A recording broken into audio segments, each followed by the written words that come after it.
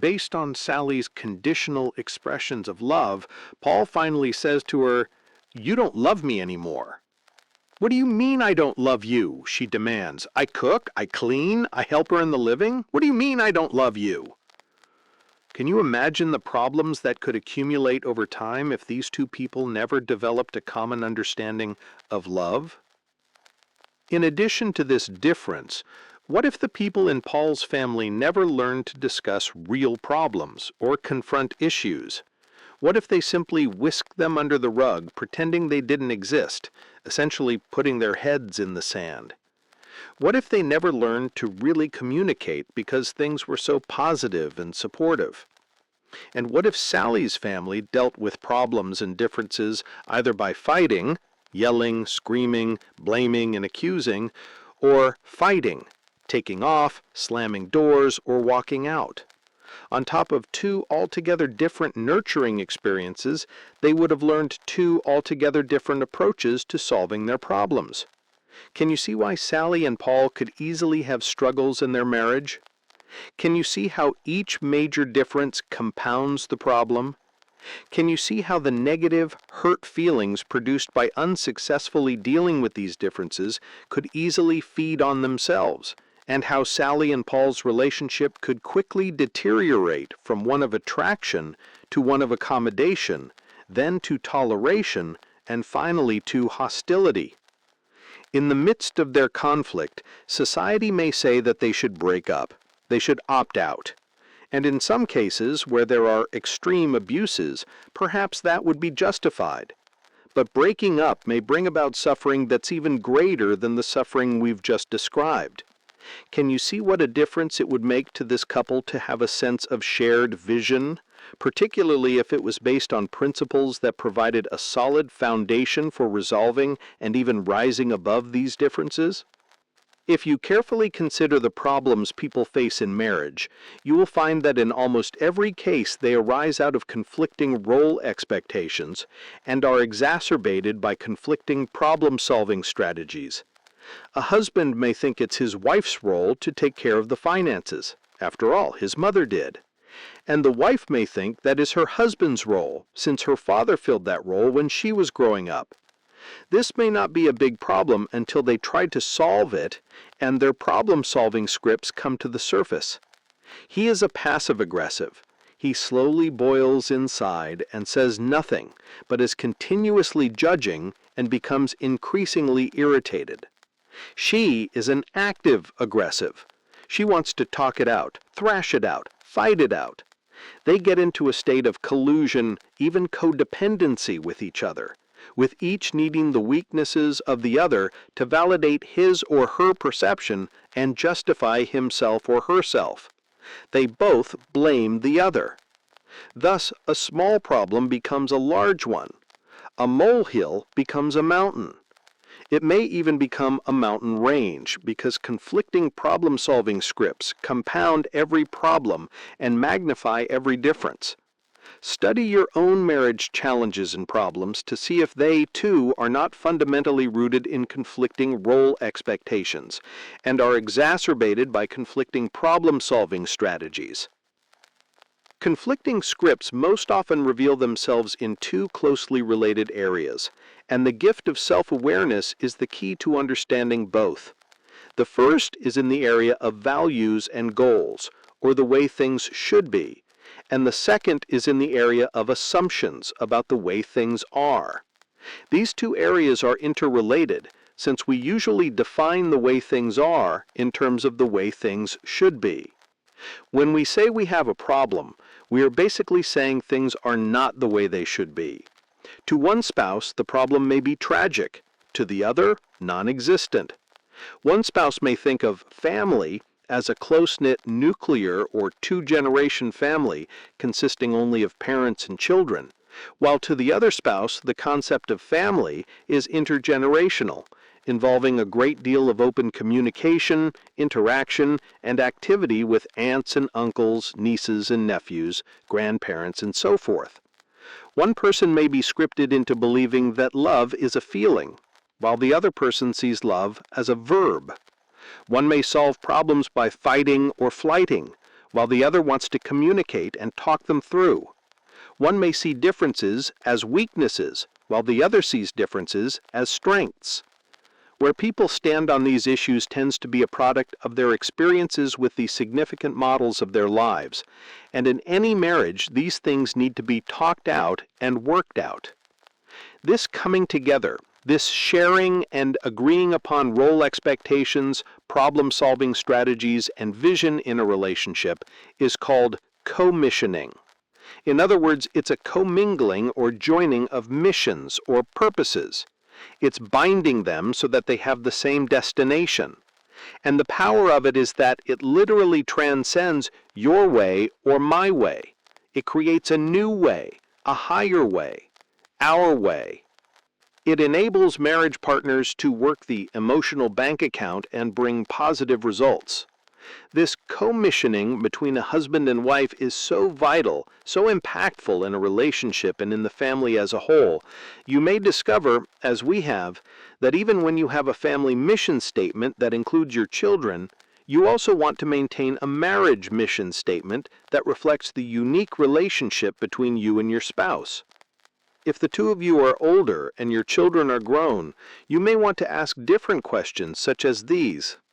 What can we do to promote the growth and happiness of our children and grandchildren? What needs do they have that we can help fulfill? What principles should govern our interaction with them? In what ways can we appropriately be involved in their lives and their families? How can we help them develop their own family mission statement? How can we encourage them to deal with their challenges and problems within the context of that statement? How can we help them want to give back? You may also want to consider plans to create a 3-generation mission statement. Think about activities that could include all 3 generations: vacations, holidays, and birthdays. Remember that it is never too late to start wise parenting of your grown children. They still need you. They will need you all their lives. When you raise your children, you're also raising your grandchildren. Patterns tend to persist. In fact, you often have a second shot at raising your children as you help raise your grandchildren. A mission statement for 3 or more. The importance of a mission statement becomes even more evident when there are children in the family. Now you have people who need to have a sense of belonging, who need to be taught and trained, people who will be influenced in many different ways through their growing up years. And without some unifying sense of vision and values, they may well be bouncing off the walls with no sense of family identity or purpose. So again, a family mission statement becomes supremely important. When children are young, they generally love to be included in the process of creating the mission statement.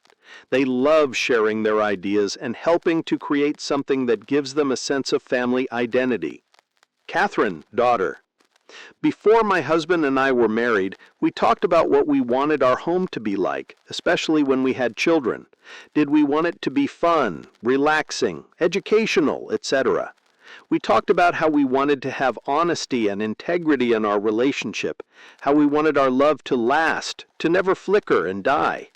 It was out of those discussions that we wrote our family mission statement. We have 3 children now, and although our mission statement has remained fundamentally the same, it has changed a little with each child. Our first baby kind of threw us for a loop, and everything centered around her. But the next baby put us more in perspective, and we were able to step back and realize better how we wanted to raise our kids together, how we wanted them to be upstanding citizens in the community, to serve others, and so on. The children have added things to the mission statement as well. Our oldest is only 6. She says she wants to make sure we tell lots of jokes in our family, so we have added that little statement for her and for our 3-year-old son. Every New Year's Eve, we sit down and work on our mission statement and write out our goals for the coming year. We find that our kids are very excited about the whole process. Then we put our mission statement on the fridge. The children continually refer to it. They say, "Mom, you're not supposed to raise your voice. Remember, happy, cheerful tones in our home." It's a big reminder. A husband and father shared this experience. About 4 years ago, my wife and I, our 2 children, and my mother-in-law, who lives with us, created a family mission statement. Just recently, we were reviewing that statement to see what we felt we needed to change. In the course of the discussion, Sarah, our 11-year-old, said something really important. She was talking about how one person can bring stress into the family, and it affects everyone else. I think she was particularly feeling this from Grandma, because Grandma is going through some things right now and tends to speak crossly to the kids when we're not around. But when Sarah said it, she didn't say it about Grandma. She said it about the family. And Grandma caught on to it right away. She said, "You know, I really do that, and I want to improve." My wife and I quickly said, "You know, Grandma, we all do that. We all need to improve." And so one of the lines in our mission statement now reads, "We will recognize when we are experiencing stress in our lives and not pass it on to others."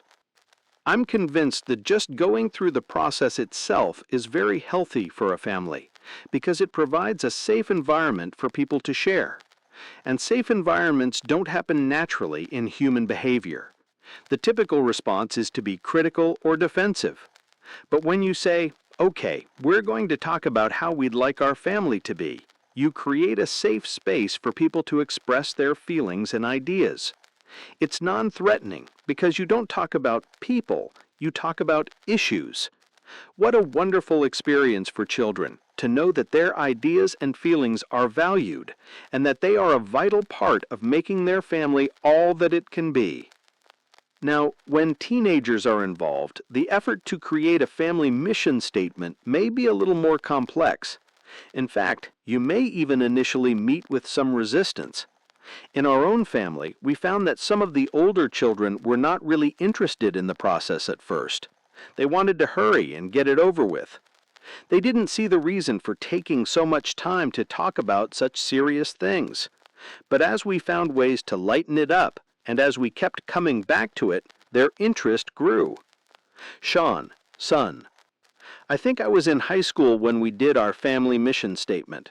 I didn't really care about the words at the time, but the whole process of doing it, knowing that my parents had a vision and a target, gave me a sense of stability. I felt, things are okay. My parents have things sorted out, and we're focused. One father with older children shared this. For my 50th birthday, I decided to involve my 2 teenage daughters in the mission statement process by taking them with my wife and me to Hawaii for a 7 Habits week. I thought we might spend about half of each day reading and discussing one of the 7 habits, and the other half of the day having fun, playing on the beach, and doing other normal vacation kinds of things. When I told my daughters what I had planned, they were less than enthusiastic. "Oh, great, spring break with my nose in a book. What will I tell my friends? Is this another daddy self-help kick that won't last?" I remained undaunted. I said, "I promise to make it fun, and this is the birthday gift I really want, so are you both in?" 2 big sighs. "Guess so," one replied. Translation, "It won't last. We'll do the beach a lot. My tan will be a killer." "Guess so," the other one replied. Translation, "Funniest thing I've ever heard. Oh well, it's his present, so I'll humor him." "Great," I replied. "I really appreciate my present."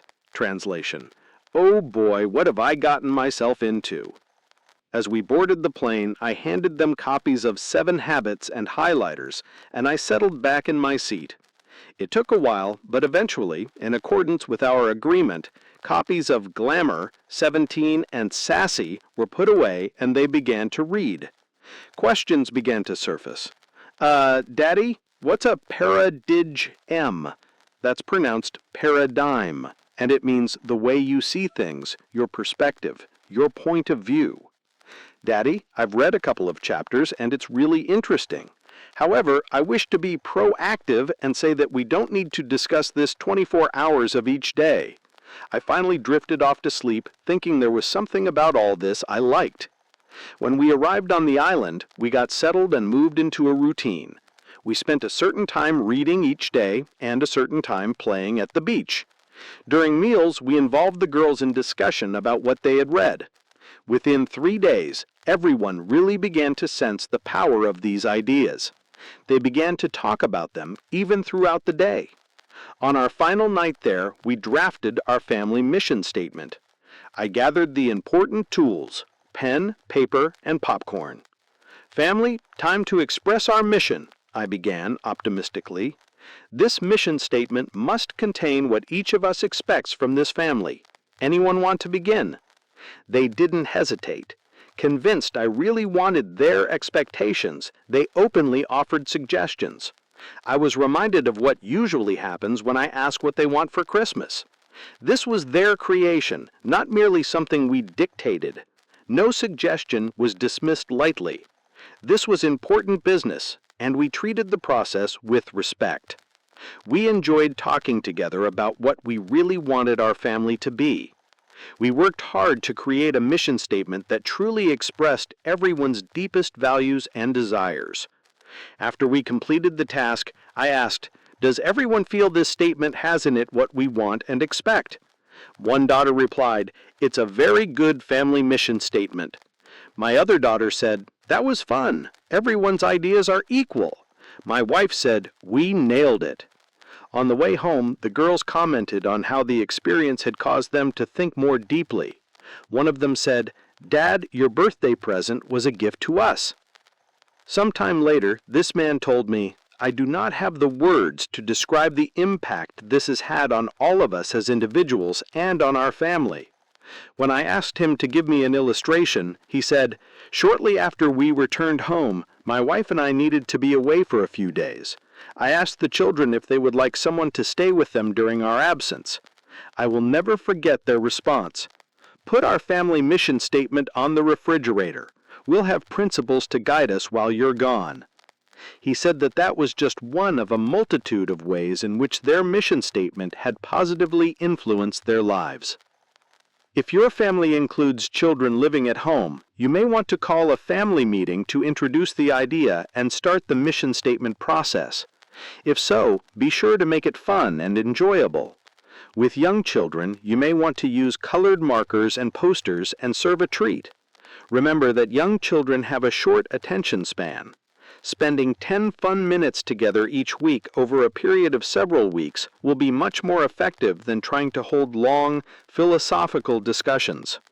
Older children may prefer more involved discussions, but again, make it fun. Perhaps spread it out over several weeks.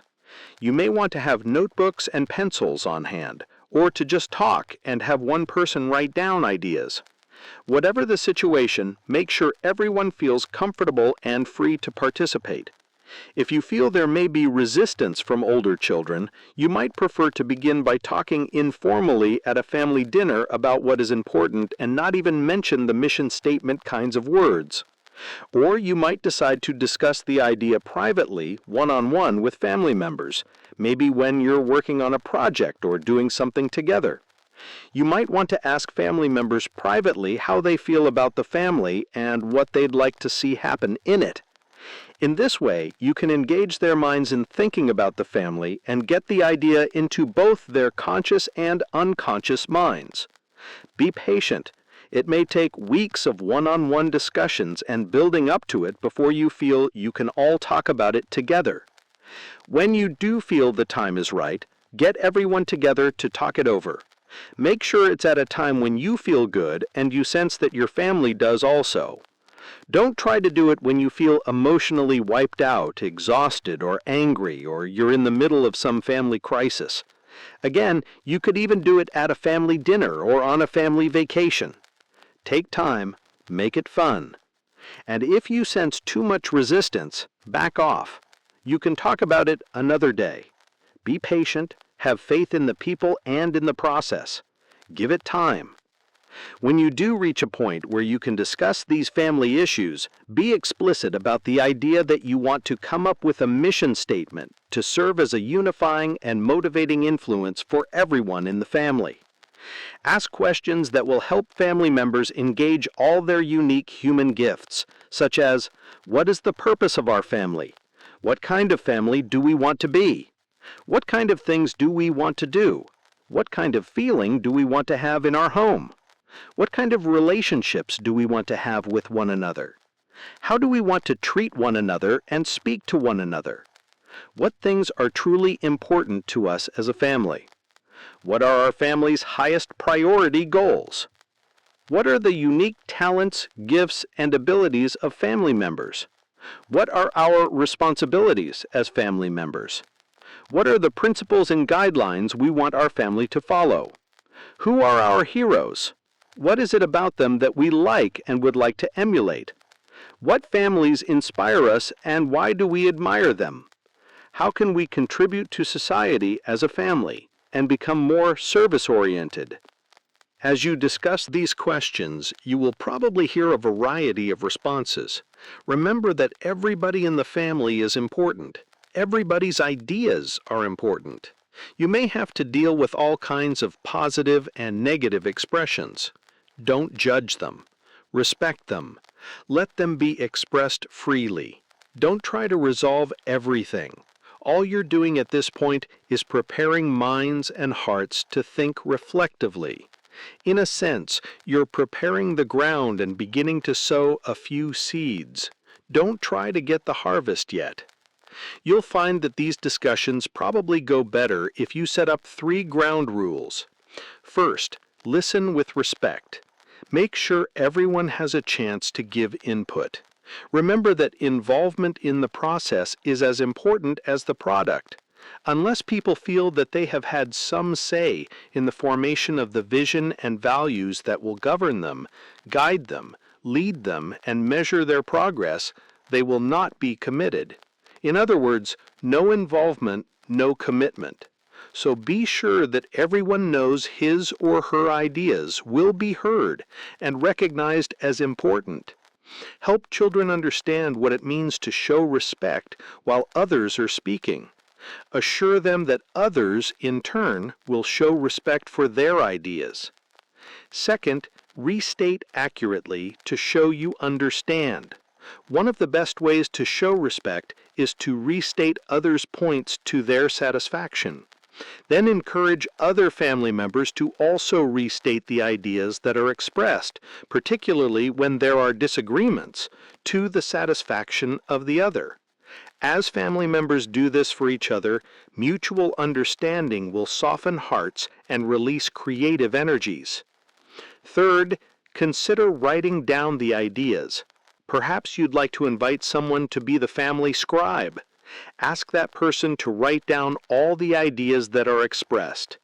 Don't evaluate the ideas, don't judge them, don't compare their relative worth. Those are tasks for further down the road. Just capture them so that everyone's ideas are out on the table and visible to all.